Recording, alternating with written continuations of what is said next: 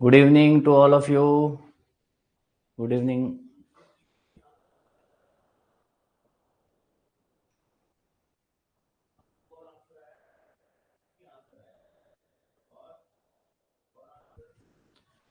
Good evening सभी को good evening. नमस्कार सुतोष जी, नमस्कार सबको गुड इवनिंग। स्टार्ट करते हैं अपन ऑफ गायनी पार्ट 3। ओके, आज अपन ऑफ गायनी बिल्कुल। श्वेता जी गुड इवनिंग, नमस्ते नमस्ते।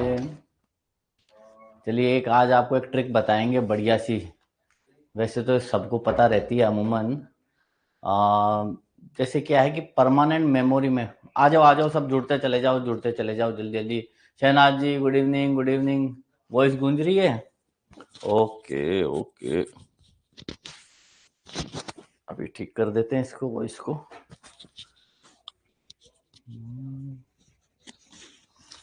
Hello hello, good evening doctor Priyanka, good evening doctor Ratan. अब आ रही है रतन जी? आवाज सही है? आशुतोष जी बिल्कुल बिल्कुल। अब गूंज नहीं रही ना? सही आ रही है आवाज? वीडियो सही है? ब्राइटनेस सही है? ओके, सेम आ रही है आवाज, सेम गूंज रही है, बच्चे कह रहे हैं गूंज रही है। अब बंद करके दूसरा वाला यूज करें क्या? दूसरा वाला यूज करें? Okay okay okay, good evening good evening good. देखिए क्या है, आपको एक बात बताता हूँ। कोई भी चीज अगर, हाँ बिल्कुल ठीक है मुकेश जी, का शेड्यूल कहाँ मिलेगा वो सर से मैं बात करूंगा, सर से सर ही बता पाएंगे, हाँ ना। हेमंत सर जो हैं। स्टार्ट, अभी भी दिक्कत आ रही है क्या? अभी तो नहीं आ रही ना? ठीक है, ओके ओके, ठीक है चलो कोई नहीं। जैसे आपको एक ट्रिक बताता हूँ। क्या था, कोई भी जैसे अपन पढ़ते हैं, कोई भी चीज पढ़ते हैं, तो क्या है कि 90% तक कैसे रिटेन रहे वो। एक तो उसको 12 घंटे के भीतर भीतर पढ़ लो वापिस, चाहे मन हो चाहे नहीं हो। पहली बार जो है ना, फर्स्ट रिवीजन जो है, कैसा भी पढ़ा हुआ हो वो सारी जो है, बिल्कुल बिल्कुल ठीक है। आवाज अभी भी नहीं आ रही? हेलो, ओके, देते रहो। और 57। हेलो हेलो, आ रही आवाज? बिल्कुल ठीक है। ओके ओके, ये तो कर लो आप 12 घंटे से पहले पहले, 12 आवर्स से पहले पहले जाके सीधा पहले देख लो कि क्या पढ़ाया था क्या नहीं पढ़ाया था। पहले एक बार रिवीजन कर लो, पहला। दूसरा रिवीजन है ना, 72 घंटे से पहले पहले कर लो दूसरा। ठीक है, चाहे समझ में आए चाहे नहीं आए, रिवीजन मतलब वापिस देखो, उसको पढ़ना नहीं है ज्यादा, उसमें दिमाग नहीं लगाना, सिर्फ अपन को देखना चाहे कि क्या हुआ था, तो आपको पूरी वो स्टोरीज याद आ जाएगी। और तीसरा जो है, less than 7 days, 7 दिन से पहले पहले जो है, उसको वापस देख लो। क्या है, ये बहुत तकड़ी टेक्निक है, और इस टेक्निक के बलबूते पे ही हमसे सारी चीज हुए, पास हुई है। ये इसमें स्पीड जरूर थोड़ी सी स्लो हो जाती है, थोड़ी क्या, पहली बार में तो ज्यादा ही स्लो हो जाती है, लेकिन ये एकदम तटस्थ हो जाती है, जिसको बोलते हैं ना, तटस्थ। आप हिला ही नहीं सकते इस चीज को, एकदम दिमाग में बैठ जाती है। तो हम क्या करते थे, पढ़ते थे ना, तो हाथों हाथ उस चीज का रिवीजन भी कर लेते थे। तो ज्यादा जल्दी भागने के बजाय अपन को रिवीजन करना, बिल्कुल बिल्कुल ये सही। तो आपको अपन ऐसे ही करेंगे, जितना कवर करेंगे उसके बाद में रिवीजन की भी कोशिश करेंगे। चलिए ज्यादा समय आपका नहीं लेता हूं, अपन स्टार्ट करते हैं। Polycystic ovarian syndrome is characterized by all except, ठीक है, एक्सेप्ट लिखा हुआ है, इसमें अपन को ध्यान देना है, ठंडे दिमाग से देखना है। ठीक है, ओके, क्या आंसर होगा इसका? आंसर बताते रहो, आंसर बताते रहो इसका सारे। 40, हाँ 41 है, हाँ 41 है, बिल्कुल। डी आंसर आ रहा है, अच्छा पूनम जी रिपीट करें क्या? अपन ने स्टार्ट ही किया है अभी। इंक्रीज आरएच लेवल, एक्सेप्ट लिखा हुआ है, गलती मत कीजिए। रेज टेस्टोस्टेरोन, देखो पॉलिसिस्टिक में कौन कौन से रेज्ड हो जाते हैं, रेज्ड हो जाते हैं। तो रेज, तो इसका आंसर बताओ। सी तो नहीं होगा, क्योंकि सी तो रेज हो रहा है, फास्टिंग ये भी रेज हो रहा है, ठीक है, और ये एल एच लेवल भी रेज हो रहा है। तो आपने रेशो सुना होगा, L H equal to F S H, L H equal to F S H. Normally रहता है 1:1 लगभग लगभग, लेकिन इसमें जो है मोर देन 2:1 हो जाता है। मतलब एल एच तो बढ़ ही जाता है, लेकिन ये बेचारा ये डाउन हो जाता है, ये डाउन हो जाता है। करेक्टेड बाय ऑल, मतलब इसमें इंक्रीज का, इसे क्वेश्चन जो है ना, ये इंक्रीज का इसमें लिखना चाहिए था कि इंक्रीज किस में हो जाते हैं, ठीक है, और एक्सेप्ट डिक्रीज किस में होते हैं। ये क्वेश्चन लिखने में भी आजकल क्या है कि इस तरीके की गड़बड़ी कर देते हैं, ठीक है, लेकिन अपन को मेन भाव पकड़ना है इसका, ठीक है। तो ये जो है एफ एस एस रेज नहीं होता, ये होता है डाउन, ठीक है। तो एक्सेप्ट में अपन अगर यहाँ पे अपन इंक्रीज लिख देते हैं, भाई सारी चीजें इंक्रीज हो रही है, ठीक है, तो ये सारी चीजें इंक्रीज, इसमें टेस्टोस्टेरोन भी इंक्रीज हो जाता है, इंसुलिन का भी सिक्रीशन हो जाता है, बहुत ज्यादा हाइपर इंसुलिनिमिया हो जाता है, ठीक है, लेकिन रजिस्टिविटी घट जाती है, ठीक है। हाँ बिल्कुल, इंसुलिन पे रजिस्ट पड़ेगा बिल्कुल, और मोर देन 25 माइक्रोलीटर इसके हिसाब से, मतलब 25 के अराउंड इसमें वो होता है, आगे मेरे को इसका तो पता नहीं क्या है, लेकिन ये बिल्कुल जल्दी इसका इंसुलिन की सेंसिटिविटी हो जाती है, इंसुलिन वहाँ हो जाता है, ठीक है। इसका भी मैं आपको पूरा प्रोसेस बता दूंगा। First of all raised FSH level जो है वो नहीं होगा, डाउन एफएसएच होगा, ये रेशियो इस तरीके से हो जाएगा। ओके चलो आगे बढ़े, आंसर हो गया ए, ए बिल्कुल आंसर हो जाएगा इसमें ए। Which of the following is invariably the primary site for genital tuberculosis? ये genital tuberculosis जिसके एक बार हो गया ना, तो उसके इनफर्टिलिटी की तो प्रॉब्लम जिंदगी भर रहती है। और कई बोलते हैं कि टीबी ओवेरी है, टीबी ओवेरी नहीं है, तो ये इसको नीचे कर देता हूं। हाँ प्राइमरी साइड में अपन इसको जो है बाइलेटरल फेलोपियन ट्यूब में होती है, सिंगल साइड में भी नहीं होती, दोनों तरफ की फेलोपियन ट्यूब में प्रॉब्लम कर देती है ये, ठीक है। होती तो है ओवेरी में, इनमें सब होते हैं, मोस्ट कॉमनली जो है ये बाइलेटरल साइड होती है, प्राइमरी साइड जो है, और उस जगह को क्या है मोस्टली एम्पुला वगैरह में ही हो जाती है, और वहां पे जो है उसको ऐसा कर देती है खराब कि आगे जो भी आगे प्रेगनेंसी होती है वो हो ही नहीं पाती, ठहर ही नहीं पाती, तो इनफर्टिलिटी की समस्या खूब होती है जेनाइटल टीबी में, ठीक है। ये घूम के क्वेश्चन आ जाता है, बायलेटरल साइड में होगी, फेलोपियन ट्यूब में भी बायलेटरल साइड में होगी, ठीक है। इसका आंसर है बी। आगे बढ़ते हैं, आगे बढ़ते हैं। Complication of the third stage of labour is caused by, complication of third stage की लेबर में क्या क्या कॉम्प्लिकेशन हो जाएंगे?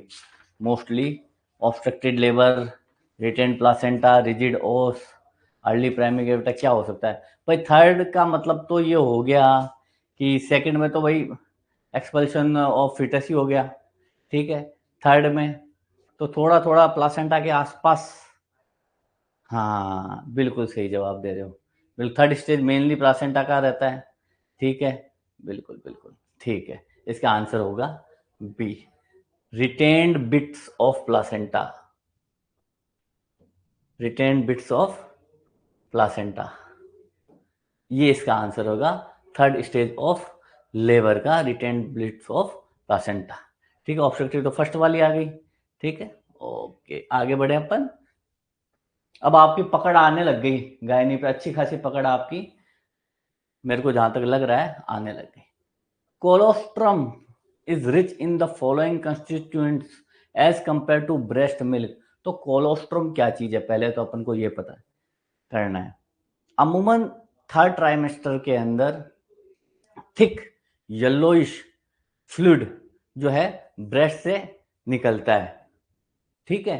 तो वो एक तरीके से बहुत ज्यादा उसमें प्रोटीन होता है, अराउंड 8.6% होता है, 8.6% में प्रोटीन सबसे ज्यादा होता है, ठीक है, कोलेस्ट्रॉल में प्रोटीन सबसे ज्यादा होता है, अराउंड 8.6, फैट भी होता है, सब कुछ होता है, लेकिन 8.6 के अराउंड जो है प्रोटीन होता है। और यहाँ पे जो अपने ब्रेस्ट मिल्क की अपन अगर बात करते हैं, ब्रेस्ट मिल्क की बात करते हैं, तो उसमें ये हो गया कोलेस्ट्रॉल, ये हो गया ब्रेस्ट मिल्क। तो ब्रेस्ट मिल्क में अराउंड 1 to 2% के लगभग इतना ही जो है प्रोटीन रहता है।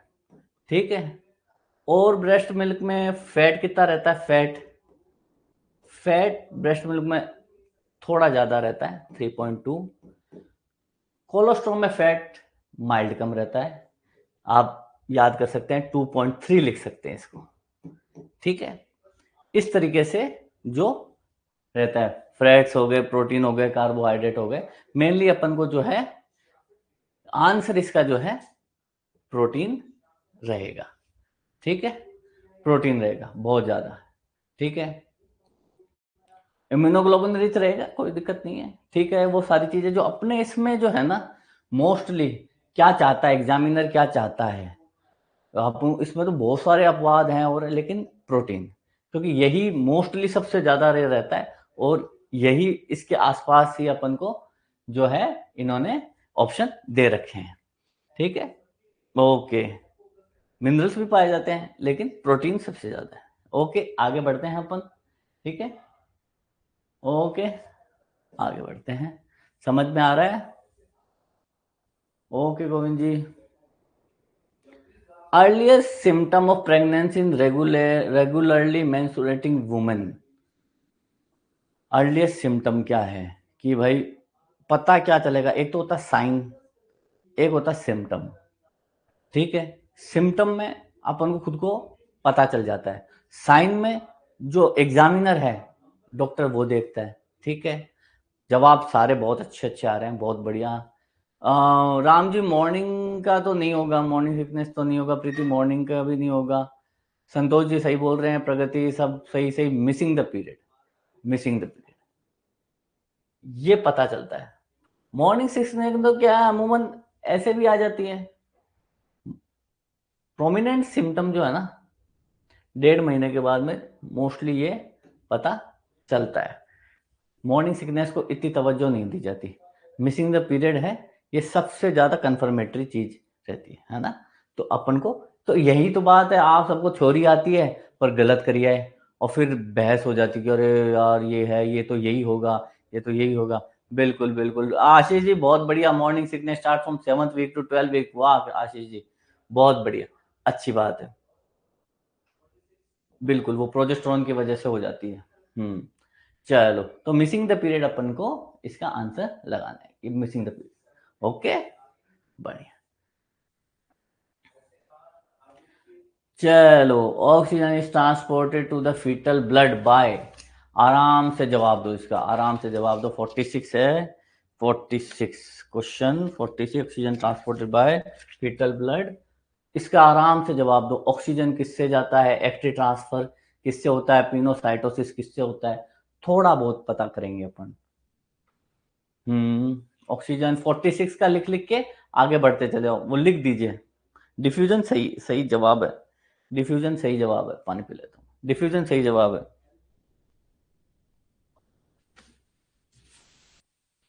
डिफ्यूजन सही जवाब है, बिल्कुल बिल्कुल बिल्कुल बिल्कुल, डिफ्यूजन सही है। तो फैसिलिटेशन और पिनोसाइटोसिस, पिनोसाइटोसिस तो लार्ज मॉलिक्यूल से होता है, एक्टिव ट्रांसफर हो जाता है glucose amino acid, active transfer इनसे होता है।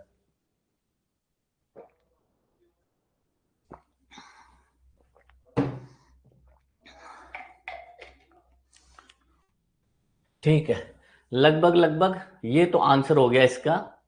डिफ्यूजन में मैं लिख देता हूं, आपको हमेशा के लिए याद रहेगा। ठीक है, ऑक्सीजन, ठीक है, ये तो याद हो गया भाई, ऑक्सीजन जाता है, ये होता है बेटे कोई लार्ज मॉलिक्यूल है, लार्ज मॉलिक्यूल है, ठीक है, वो पेनासाइटोसिस मतलब पीना, ठीक है, ये मान के चलो आप, ये न्यूरल से रिलेटेड है, न्यूरल सेल्फ वगैरह फैसिलिटेशन। एक्टिव ट्रांसपोर्ट में जैसे आयरन हो गया, ग्लूकोज हो गया, ये रहते हैं इसका फीटल ब्लड में। तो इससे क्वेश्चन जरूरी थोड़ी इससे ही आएगा, इससे भी आ सकता है, इससे भी आ सकता है, किसी से भी आ सकता है। आगे बढ़ते हैं अपन। 46 का डी। बहुत उम्दा आंसर दिया बच्चों ने, बहुत उम्दा खेल रहे हैं आप। आगे बढ़ते हैं और क्वेश्चन करते समय ये देखिए कि मैं एग्जाम में बैठा हुआ हूं, ठीक है। सबसे बड़ी तो है कि क्वेश्चन को पढ़ने में मैं भी गलती कर देता हूं, ठीक है। तो आपको ये ध्यान रखना है। Uh most common cause of postpartum haemorrhage, postpartum haemorrhage most common, most common cause कौन सा हो जाता है? Laceration, cervical laceration, uterine laceration, क्या हो सकता है? रतन जी बहुत बढ़िया आंसर, मुकेश जी बहुत बढ़िया आंसर, और भी ऊपर जो सारे सब दे रहे हैं बहुत बढ़िया। यूट्राइन लेसरेशन नहीं होगा, लेसरेशन है atony, atony atony atony atony सबसे, हाँ बिल्कुल बिल्कुल बिल्कुल बिल्कुल, अटोनी अटोनी। सी नहीं होगा रेणुका जी, सी नहीं। Uterine laceration most common, uterine atony हो जाती है, वो सबसे मतलब कॉमन कॉज है। ये सारी हैं, ये भी कॉज हैं, पर ये मोस्ट कॉमन में नहीं आते, ठीक है ना। 47 का आपको बी ही आंसर लगाना है, इसमें कोई कंफ्यूज नहीं होना आपको, ठीक है। ओके ठीक है, ये हो गया। इसका आंसर मैं लगा देता हूं, जो है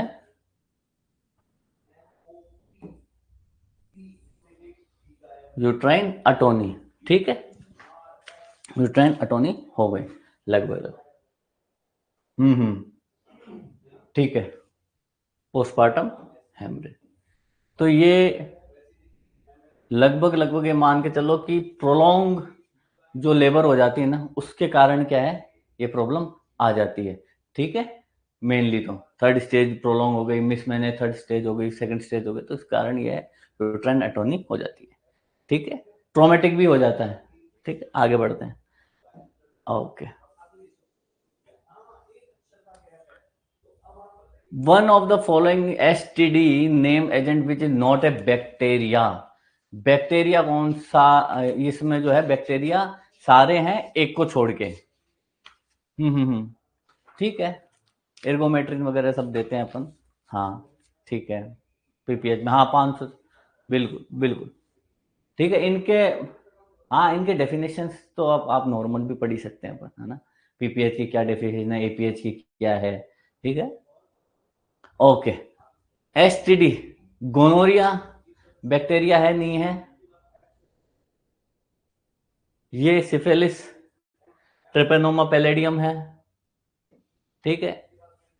ये हो गया ट्रिपेनोमा पैलेडियम।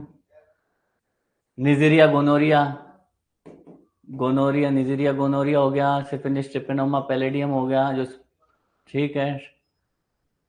ट्राइकोमोनास वेजाइनलिस एक प्रोटोजोआ है, ठीक है। इसका आंसर जो है ये जाएगा, ठीक है। ओके, आंसर सी 48 का, ठीक है, protozoa. Okay, the secondary sexual character first to appear in female. अच्छा क्वेश्चन है, सिंपल है, बहुत ट्रिकी है, बढ़िया है। ये आपको थिलार की, प्यूबार की, मीनार की, इनसे कवर करता है। मैं लिख देता हूं। सबसे पहले सेकेंडरी सेक्सुअल कैरेक्टर में सबसे पहले अगर अपन देखते हैं तो थिलार की आती है, थिलार की।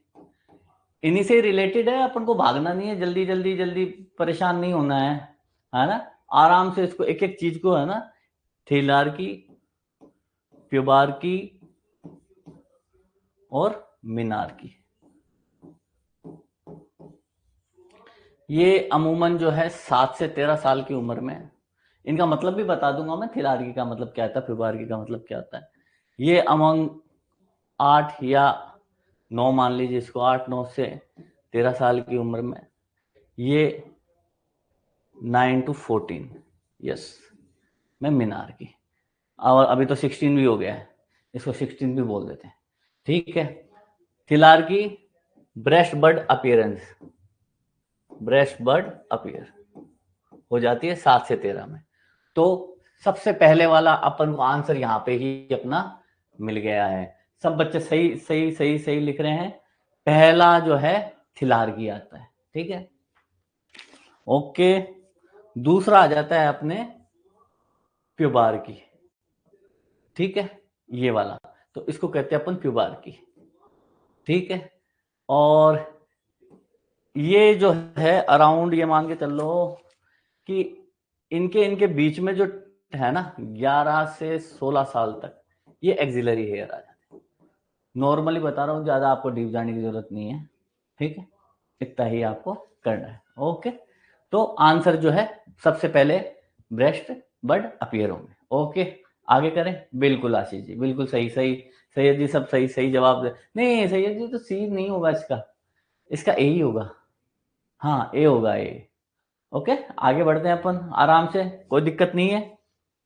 तो ये चीजों में खूब क्वेश्चन आते हैं इनके, वो आ जाते हैं सबसे पहले कि थिलार्गी होगा कि प्यूबार्गी होगा, ऊपर नीचे आ जाते हैं।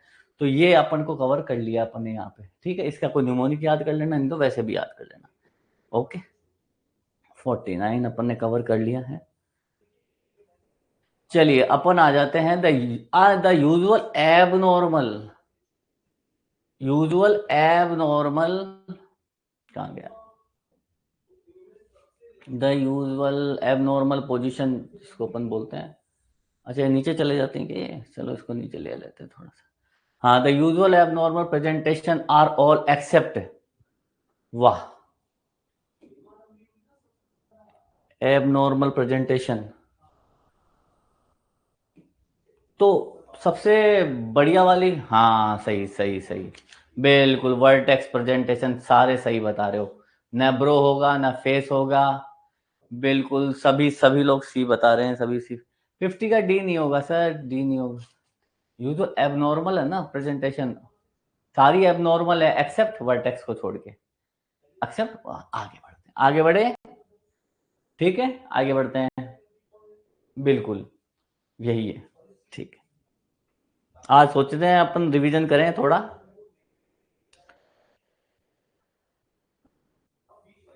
The most common site of fibroid uterus is most common है और लीस्ट कॉमन भी पूछ सकते हैं। इसका आंसर 51 का आंसर लिखते रहिए, क्या क्या हो सकता है इसका आंसर।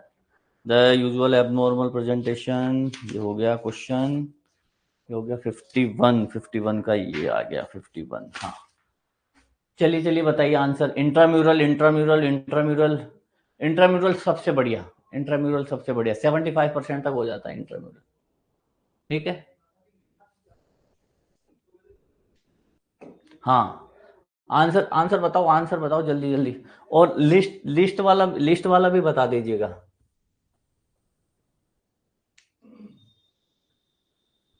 लिस्ट वाला भी बता दीजिएगा लगभग लगभग। चलिए, ये हो गया इंट्राम्यूरल 75%, सबसे ज्यादा ये होता है, ठीक है। सर्वाइकल हो जाएगा सबसे कम, 1 से 2% रहता है least.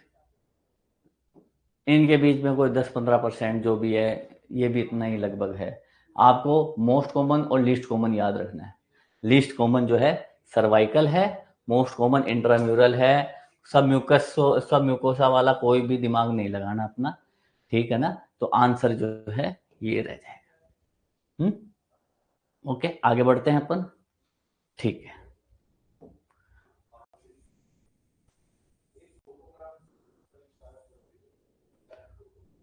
Hormone usually responsible for proliferative phase of menstrual cycle, ठीक है। हार्मोन रेस्पॉन्सिबल प्रोलिफरेटिव, ये प्रोलिफरेटिव बता रहे हैं, इस पे थोड़ा सा ध्यान रखना अपन को। प्रोलिफरेटिव जो है, ये प्रोलिफरेटिव बता रहे हैं, प्रोलिफरेटिव। कितने फेज होते हैं? 4 फेज होते हैं, लिख देता हूं मैं, आराम से पढ़ना आप। ये क्या है, कुछ बच्चों को क्लियर नहीं होती ये चीज, मैं अभी कोशिश करता हूं कि थोड़ा क्लियर हो जाए। टाइम थोड़ा सा इसमें अपन सोच रहे हैं कम ही लगाएं, लेकिन फिर भी अपन चलते हैं। देखिए 2 इवेंट होते हैं, देखो इवेंट होते हैं 2,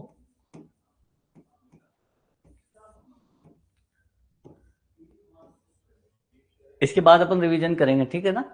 इवेंट होते हैं 2, एक तो होता है ओवेरियन इवेंट, ओवेरियन इवेंट, एक होता है यूट्राइन इवेंट, यूट्राइन इवेंट। तो इसमें हो जाएगा अपने जो है प्रोलिफरेटिव फेज, ये क्या बोलते हैं, फॉलिकुलर फेज, ठीक है, फॉलिकुलर फेज हो जाएगा, ठीक है। और क्या हो सकता है, और कौन सा फेज हो सकता है, फॉलिकुलर, प्रोलिफरेटिव, और बताते रहिए बताते रहिए।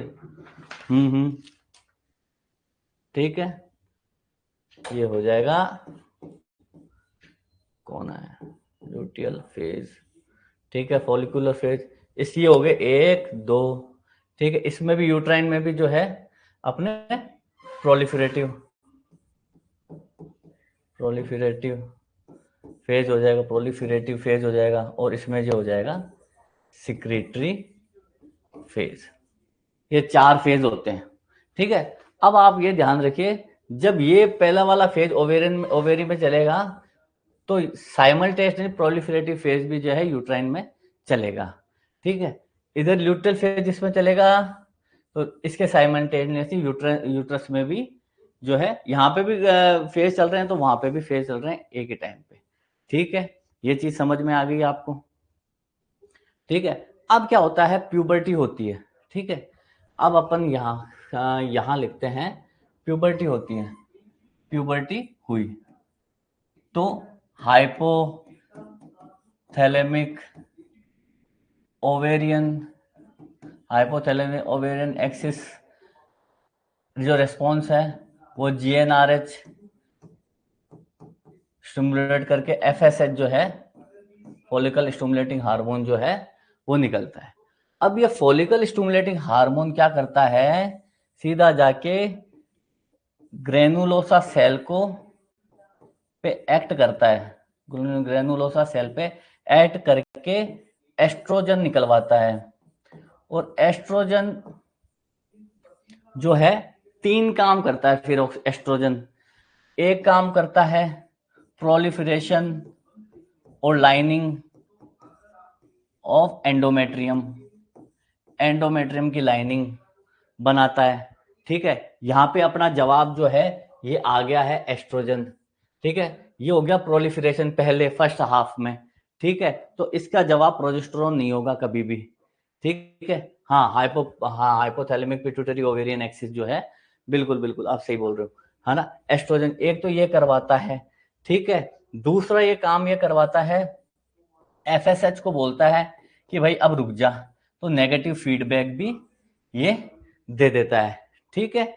ओके, और क्या काम करवा सकता है एस्ट्रोजन, ठीक है। ग्रेनुलोसा सेल से जो है सिक्रीट हो गया एस्ट्रोजन, ठीक है। और तीसरा ये करवाता है कि भाई जो है LH वगैरह है जो है इनका भी जो है स्टिमुलेशन हो, ठीक है। इनको पॉजिटिव फीडबैक देने की कोशिश करता है, ठीक है। देखो एक में तो नेगेटिव दे रहा है, एक में पॉजिटिव दे रहा है, इस तरीके से जो है LH सर्ज में भी ये एस्ट्रोजन काम आ जाता है।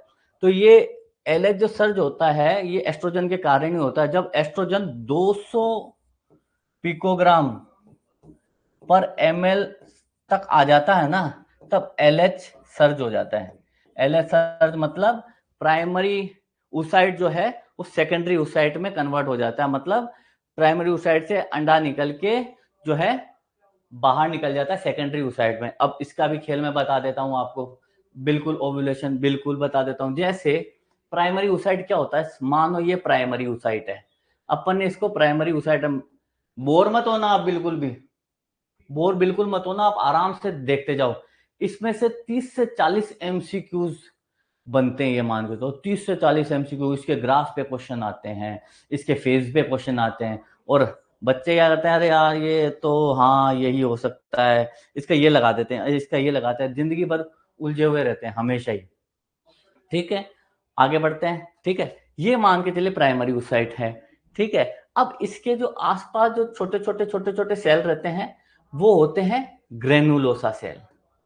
ग्रेनुलोसा सेल से ये जो है कवर होती है, जो मैंने बताया एस्ट्रोजन सीक्रेट करते हैं, ठीक है। FSH जाके इन ग्रेनुलोसा सेल को हिलाता है, अरे भैया हटाओ एस्ट्रोजन सीक्रेट करो, तो ये एस्ट्रोजन सीक्रेट करते हैं, ठीक है।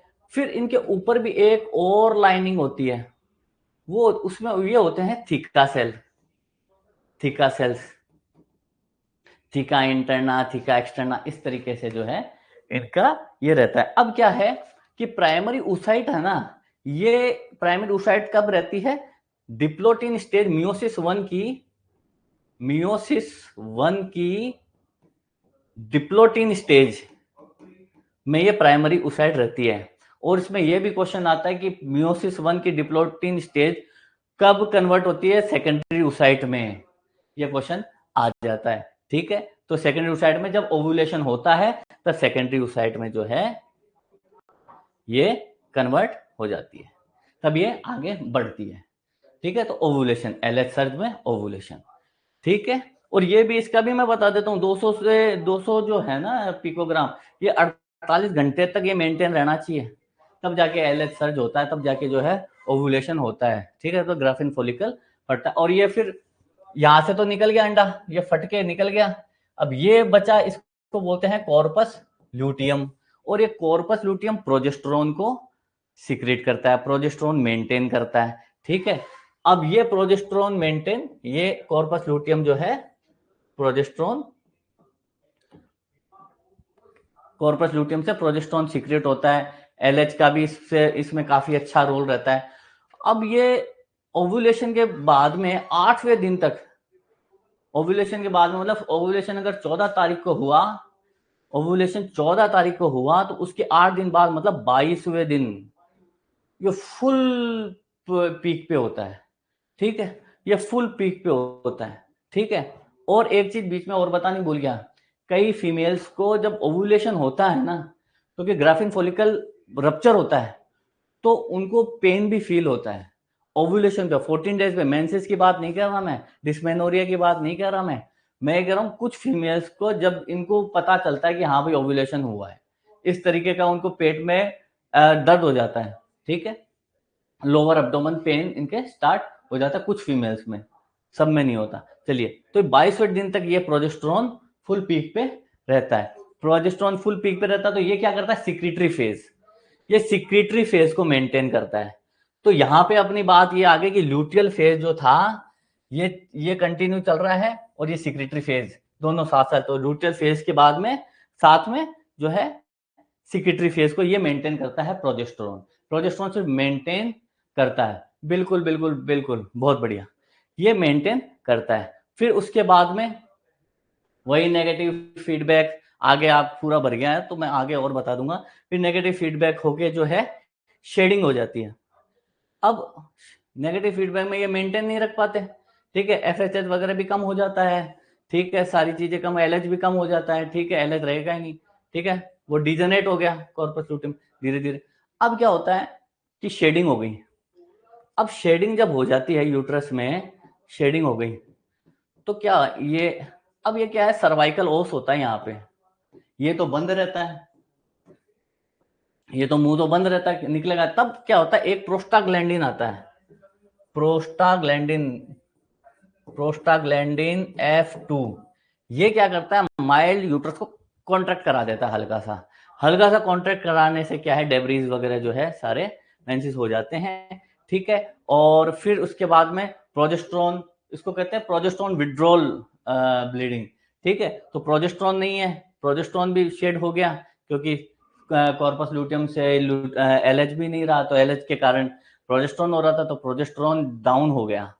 अब प्रोजेस्टेरोन डाउन हो गया तो एफएसएच अपना बोला, अरे आप वापिस स्टार्ट करो, ओवेरियन एक्सिस, यही प्यूटिटरी वाले सारे स्टार्ट करो, पॉजिटिव फीडबैक, तो एफएसएच से फिर वापिस जो है मेंसेस स्टार्ट हो जाते हैं, वही प्रोलिफरेटिव फेज, और वही पहले वापिस से जो है स्टार्ट हो जाते हैं, वही गेम, वही साइकिल चलती रहती है 1 से 28 दिन तक।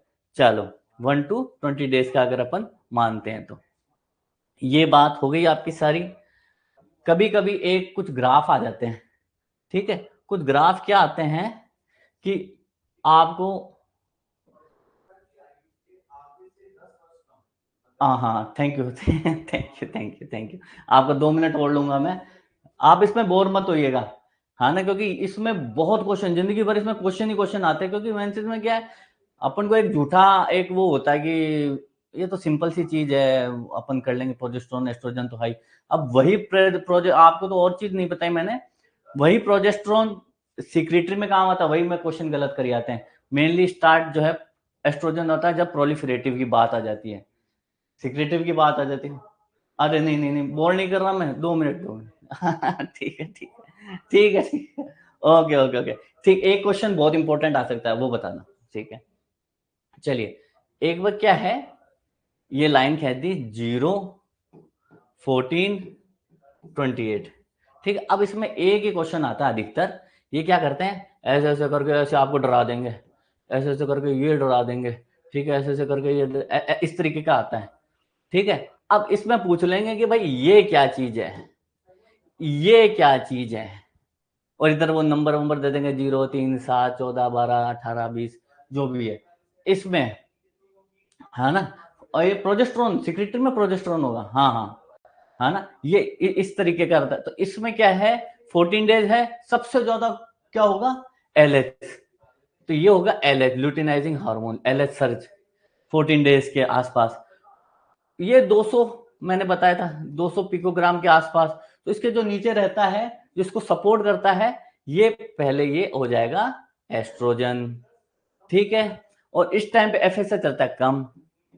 आप मोटा मोटा ये याद रख लो, ज्यादा आप याद भी नहीं रख पाओगे, परेशान हो जाओगे, ठीक है। तो एस्ट्रोजन ये वाले ग्राफ बहुत ज्यादा आते हैं, बहुत आते ही रहते हैं, ठीक है। ओके, चलिए तो इसका आंसर अपन लगा देते हैं, एस्ट्रोजन लगा दे, बिल्कुल। एचसीजी सिंसिटियो ट्रोफोब्लास्ट अपन ने कल बात करी थी।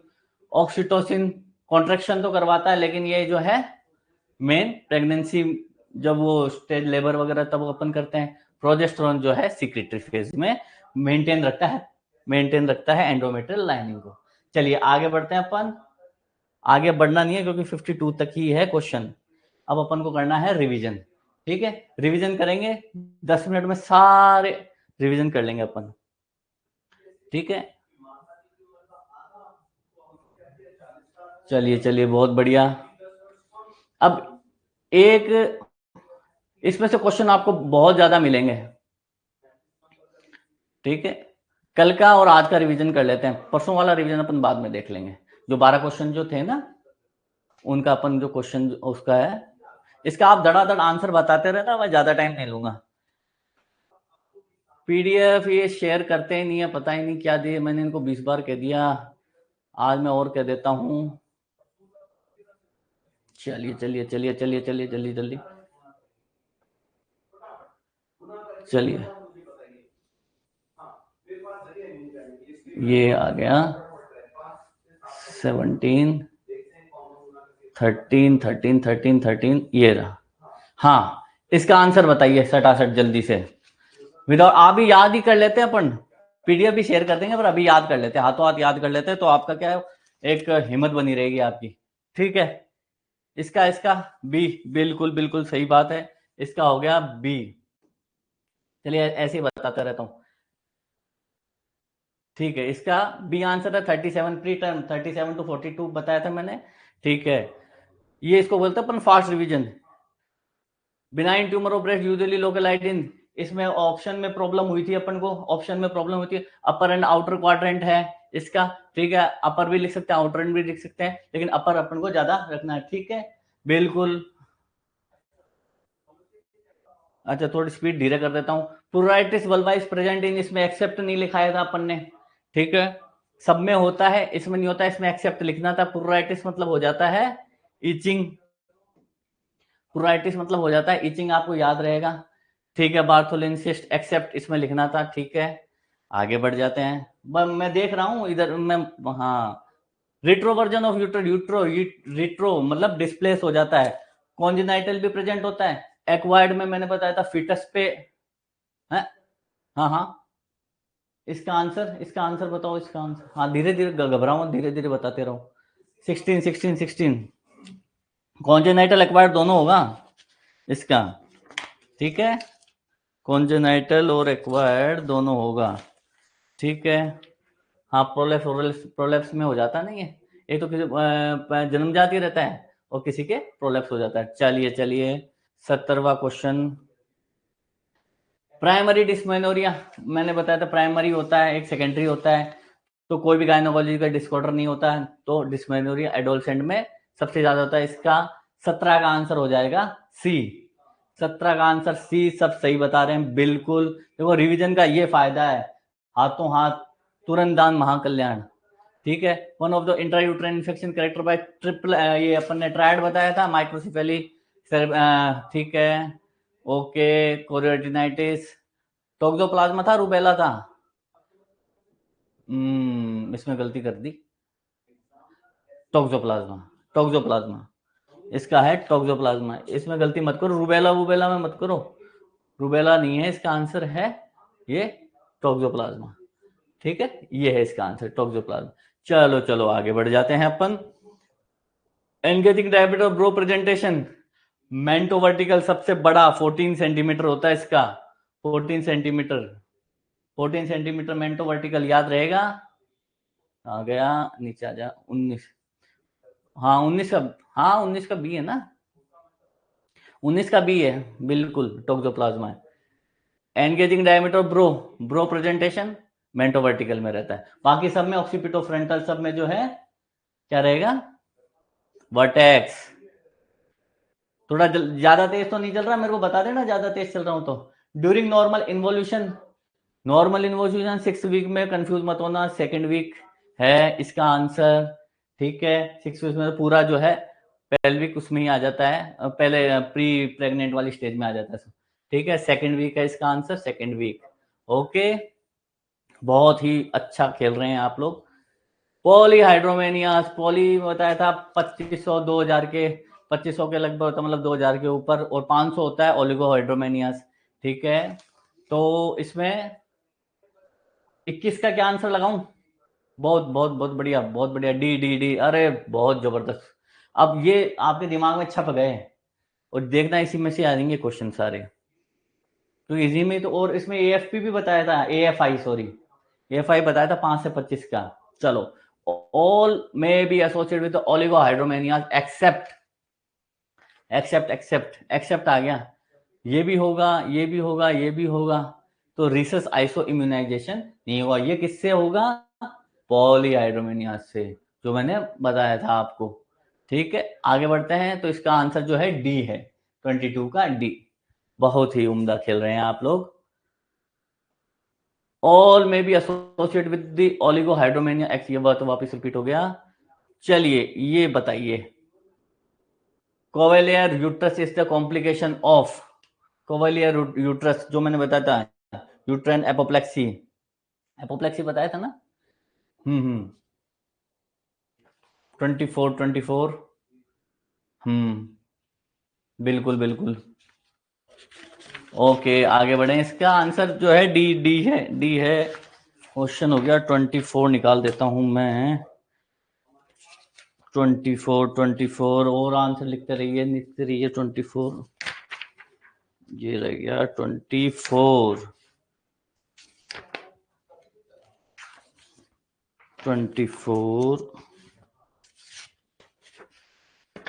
ठीक है, ओके 24 का, इसका वो भी लिख लेना आप, यूट्राइन एपोप्लेक्सी इसका वो होता है। Which one of the following degree during normal pregnancy, GFR बढ़ जाता है, जीएफआर जब भी बढ़ता है क्रेटिनिन डाउन होता है, टाइडल वॉल्यूम प्लाज्मा फाइब्रोजन दोनों जो है बढ़ते हैं, सिर्फ सीरम क्रेटिनिन है ये कम होता है। इसका आंसर है बी, 15 का बी, इसका आंसर बी। मैं टिक लगाऊंगे या फिर आप ऐसे ही समझ जाओगे? 25 का सीरम, हाँ ये कम होगा, बाकी सब बढ़ जाएंगे। ठीक है, चलिए दूसरा क्वेश्चन अपन करते हैं। With placenta previous called dangerous placenta, इसमें मेजर वाला भी बताया था मैंने और माइनर भी बताया था, याद हो तो। मेजर तो हो जाएंगे ये 2 3 4, और टाइप 1 और टाइप 2 का एंटेरियर ये हो जाएंगे माइनर प्लासेंटा प्रीविया। ठीक है, इनमें सबसे ज्यादा होती है। और ये टाइप 2 पोस्टीरियर में तो क्या है, फीटस पे जोड़ लगता है, तो एक्सिक्सियल डेथ जो है इसमें हो जाती है, तो इसको most common most dangerous placenta previa बोलते हैं। तो इसका आंसर हो जाएगा सी। ठीक है, एकदम याद है आप सबको बिल्कुल।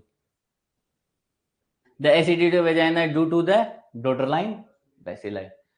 ठीक है, डॉटर लाइन 27 का लिखते चले जाओ, जितना लिखोगे जितना रिवीजन करोगे उतना ही बढ़िया रहेगा। बिल्कुल बिल्कुल, हाँ डॉटर लाइन पे सिलाई कर देते इसका आंसर। ओके, एचसीजी सिंसिटी और ट्रोफोब्लास्ट से निकलता है, सब में इंक्रीज रहता है एक्सेप्ट एक में, जो कि है एंडोडर्मल साइनस ट्यूमर। वो क्यों है? क्योंकि इसमें एएफपी बढ़ता है। ठीक है, एएफपी 27 का सी देख लेते हैं। 27 का सी क्या था? नहीं नहीं नहीं, 27 का D daughter line bacilli, daughter line 27 का, 28 का सी। ये सही बता रही है, ये एएफपी की वजह से होता है। ठीक है, ठीक है, ठीक है, आगे बढ़ते हैं अपन। यॉर्कशेयर एंडोडर्मल जो है यॉर्कशेयर ट्यूमर होता है। ठीक है, 10-12 क्वेश्चन और है रिवीजन में, फिर आपको एकदम दमदारी आने लग जाएगी कि हाँ भाई मेरे को आता है। All are cause of deep dyspareunia. Dyspareunia का क्या मतलब हो गया? Painful coitus. डीप होता है, एक होता है सुपरफिशियल, एक होता है डीप। सुपरफिशियल जो है नॉर्मल वेजाइना वगैरह में कोई प्रॉब्लम हो जाती है, डीप पीआईडी वगैरह में कोई दिक्कत हो जाती है। तो इसमें एक्सेप्ट लिख दिया, तो एक्सेप्ट लिख दिया, तो इसमें क्या हो सकता है? Prolapse ovary, senile atrophy. तो सी इसका आंसर मोस्टली रहेगा। ठीक है, okay,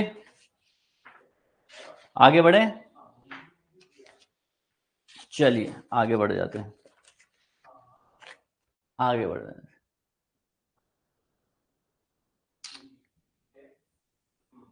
Which one of the following associated with the irregular weight gain depression? Progesterone only pills, progesterone only pills। ठीक है, कोई दिक्कत नहीं, कोई दिक्कत नहीं रोहित जी, एकदम वो क्या जल्दीबाजी में लिख हो जाती है कोई। हाँ, आप सब सही लिख रहे हो, मैं समझ रहा हूँ, क्योंकि इतने ज्यादा कमेंट चल रहे हैं ना। तो कोई नहीं, हो जाती, चलते हैं वो, कभी कभी लिखने में 27 की जगह 28। हाँ, नहीं नहीं, आप सब सही, बिल्कुल बिल्कुल। ठीक है, 30। चलिए, ये इसका हो जाएगा प्रोजेस्टेरोन ओनली पिल्स।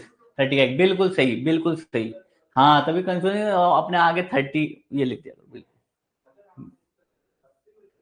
ये मेयर और कीटोन से Kuster Hauser syndrome in the following feature are present. तो इसकी मैंने कहानी बताई थी, याद हो तो।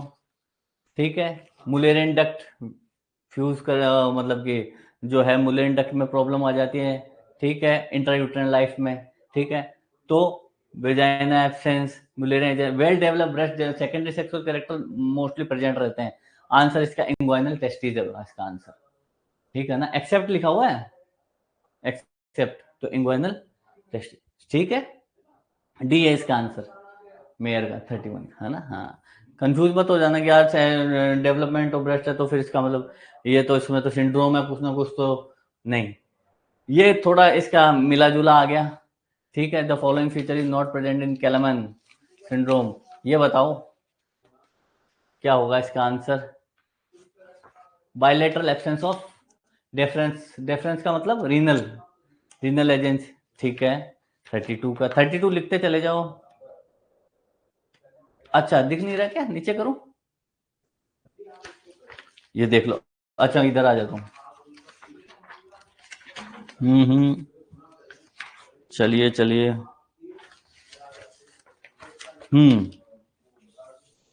सब चीजें रहेगी इसके अंदर एक्सेप्ट ये रीनल संबंधित कोई प्रॉब्लम नहीं रहेगी। ठीक है ना, ये रीनल संबंधित कोई प्रॉब्लम नहीं रहेगी। 32 का ए सारे सही बता रहे हैं, बिल्कुल बिल्कुल। ठीक है, एनोस्मिया भी होगा इसके अंदर। इनके सबके मैंने एक्सप्लेनेशन अपने पिछली वाली वीडियो में दिए हैं, हाँ ना, तो वो आपको अगर ऐसा लगे एक्सप्लेन नहीं है तो पूरा आप देख लेना आराम से। All of the following are present PCOC. ठीक है, इसका बताइए। Elevated luteinising hormone, elevated androsterone, क्या होगा आंसर? Raised serum insulin. कोई एक्सेप्ट? हाँ, एक्सेप्ट लिखा हुआ है, एक्सेप्ट लिखा हुआ 33 का। फोन आ रहा है, पता नहीं किसका। ओके, सारे हो जाएंगे। रेड सी कहाँ रह गया, कहाँ रह गया? ये हो जाएगा इसका आंसर। ठीक है, ये रेड नहीं होता, बाकी सारे रेड हो जाते हैं। चलो, मोस्ट कॉमन प्रेजेंटेशन एनेनकेफेली, एनेनकेफेली की मोस्ट कॉमन प्रेजेंटेशन फेस रहेगी, ब्रो रहेगी, शोल्डर रहेगी। आंसर बताओ, आंसर 34 का आंसर बताओ, 34 का बी। ओके ठीक है, और बताइए। आते रहे क्वेश्चन, देखो ये याद रखना पड़ेगा आपको। फेस, आवाज गूंज तो नहीं रही ना? हाँ, face face face face face. चलिए आगे बढ़ते हैं। 34 अपन ने कंप्लीट कर लिया है। Maternal serum alpha fetoprotein level are raised in all of the following. किस किस में होता है? बढ़ा हुआ सब में होता है except fetus with Down syndrome. 35 का डी आंसर है। डी है पक्का? ठीक, चलिए आगे बढ़ते हैं। और किस किस में हो जाता है? गैस्ट्रेनल ट्रोफोप्लास्टिक डिजीज में भी जो है डिक्रीज हो जाता है। ओके,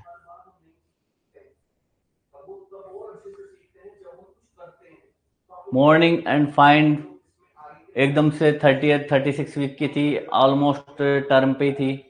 ठीक है, इसका आंसर अब्रप्टो प्लासेंटा है, प्लासेंटा प्रीविया है, कौन सा है? Placenta previa. और बताओ, और बताओ, और बता दो। बहुत अच्छा जा रहे हो आप लोग, बढ़िया आंसर आ रहे हैं, बहुत बढ़िया। Okay, placenta previa, placenta previa. C Mukesh ji, C किसका है? इसी का ही। ये कौन सा नंबर है? कौन सा नंबर आ गया ये? नहीं नहीं नहीं, आंसर तो इसका बी है। आंसर तो इसका बी है। हाँ, ये तो 154 डेज के बाद में जो के उसमें हो जाता है, तब स्पॉन्टेनियस माना जाता है। 154 या 22 वीक्स का। इसका प्लासेंटा प्रीविया है, बी आंसर ही है इसका। ठीक है, टर्म का नाम आ गया ना। चलिए, which of the following not cross the placenta? Placenta को कौन सा क्रॉस नहीं था? ये हो जाता है पैरेट हार्मोन, ये क्रॉस नहीं करता। ठीक है, the increase in size of pregnant account by the following. सारे होते हैं इसमें। 38 का बी, 38 का डी। लिखते चले जाओ, 38 है, कौन सा है? डी है, बी है, क्या है? या ऑल ऑफ अबव, मतलब बिल्कुल सही। 38 का डी, सारे पढ़ जाएंगे कोई। इसको पढ़ो, इसकी नॉर्मल हो जाएगी 3.5 से 5 वेजाइना की।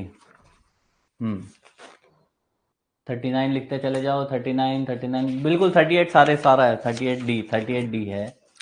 ओके, बढ़िया बढ़िया। इसका आंसर 39 का आंसर, गलती से 2 to 4 मत आप कीजिएगा, 4 to 6 ही कीजिएगा। 3.5 से 5 आपको याद रखना है, बहुत उम्दा। चलिए, फंड पैटर्न और सर्वाइकल में मिड मेंसिस फेज में, इसका अपन ने कल, हाँ हाँ, इसका एक मैंने कुछ लिखा भी था इसके साथ में। पहली बात तो इसका आंसर जो है हाई सोडियम क्लोराइड लेवल है। और एक इसके साथ में, कभी अगर आगे इस पे क्वेश्चन आता है तो इसके साथ में अपन को लो प्रोटीन लेवल भी लिखना है, लो प्रोटीन लेवल भी लिखना है, क्योंकि इसमें आगे हाई प्रोटीन और में आप परेशान हो जाओगे। तो हाई सोडियम रहता है, लो प्रोटीन रहता है फंड पैटर्न जब बनता है म्यूकस में। ओके, आगे बढ़ते हैं। लिए लीजिए, वापस अपन इसी पे आ गए हैं। कवर अपन ने बहुत अच्छे तरीके से कर लिया है इसका।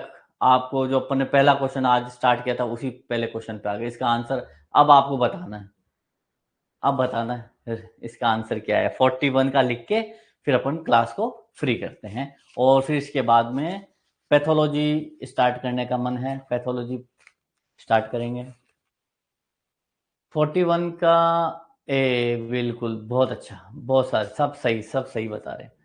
रेड एफएसएच मतलब कि जो रेशियो है वो गड़बड़ा जाता है, तो एफएसएच जो है डाउन हो जाता है, बाकी सारे बढ़ जाते हैं। अब अपन क्लास को यहीं फ्री करेंगे, और अब पैथोलॉजी जो है वो स्टार्ट करेंगे बहुत अच्छे तरीके से।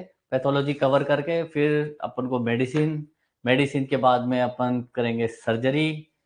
ठीक है, आगे जैसे भी होगा देखते चले जाएंगे। ठीक है, गुड नाइट, गुड इवनिंग सभी को, बहुत बहुत धन्यवाद।